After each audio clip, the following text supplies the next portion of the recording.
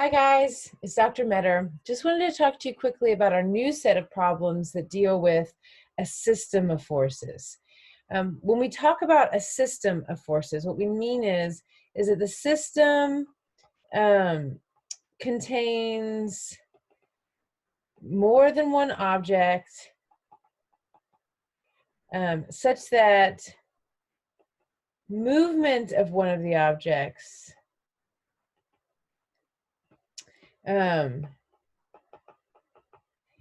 affects the other objects.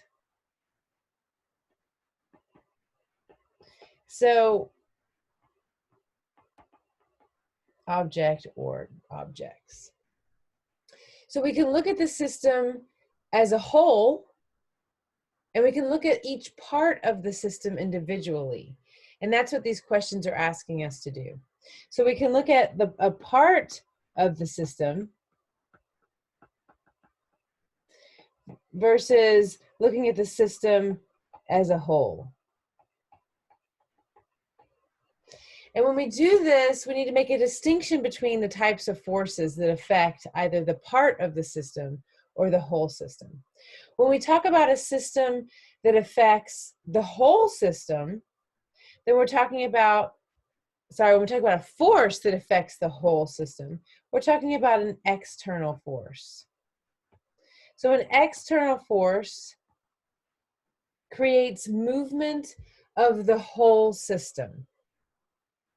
Okay, the whole system moves as one unit. When we think about internal forces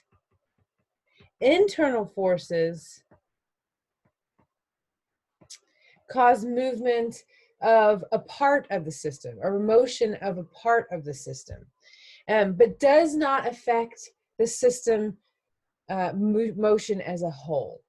So, motion of part of system,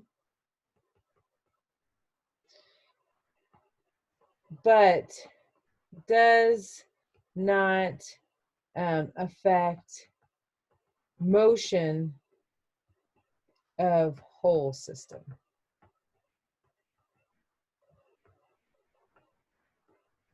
So external forces affects motion of the whole system. And just a quick distinction between those two.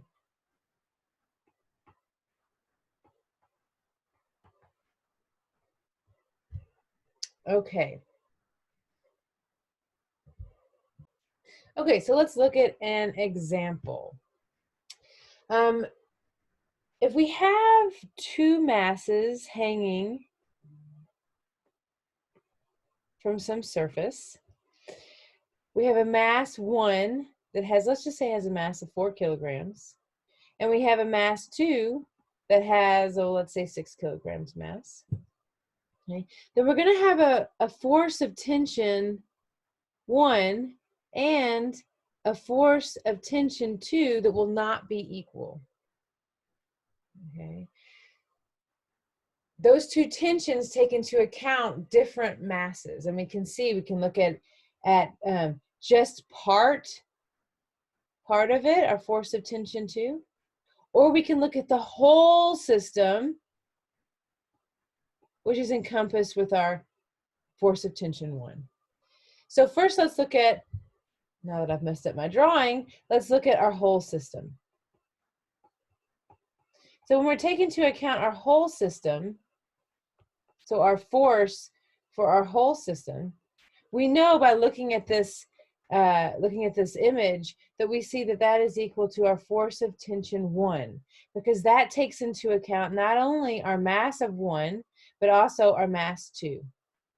So our force of tension 1, let's just draw it out again, so we can look at the system as a whole as one big mass, where the mass of our whole is going to be equal to M1 plus M2.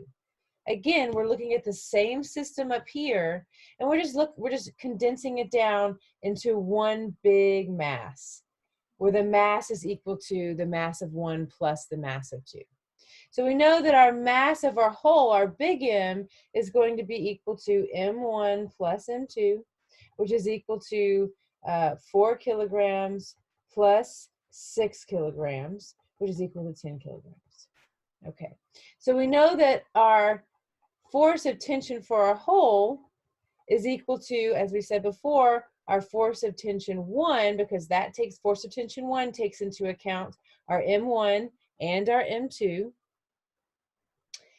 So to figure out what force of tension 1 is, we can say force of tension 1 is equal to our our mass times gravity, right? Because it's the weight of this, it's pulling it down.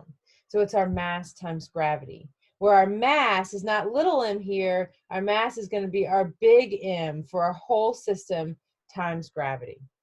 So F of tension 1 is equal to 10 kilograms times our gravity, which is approximately 10 meters per second squared. And so we end up with 100 newtons as our FT1.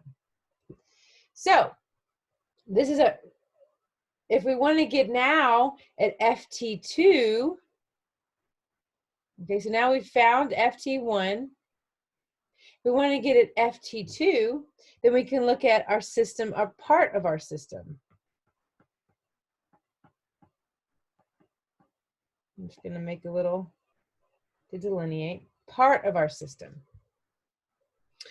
So if we look at part of our system, we're just looking at our block that's M2, right? And this is our FT2, because FT2 is only interested in, it's only being affected by our M2. So that makes it pretty easy. We know that M2 is equal to 6 kilograms.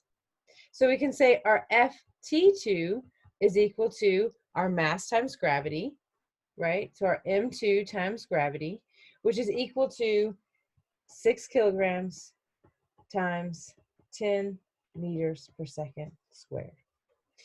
So this is equal to 60 newtons. Okay, so now we've gotten at our FT1, our FT2, sorry, and our FT1. So again, looking at our whole system versus our part of our system allows us to determine forces for a system of forces.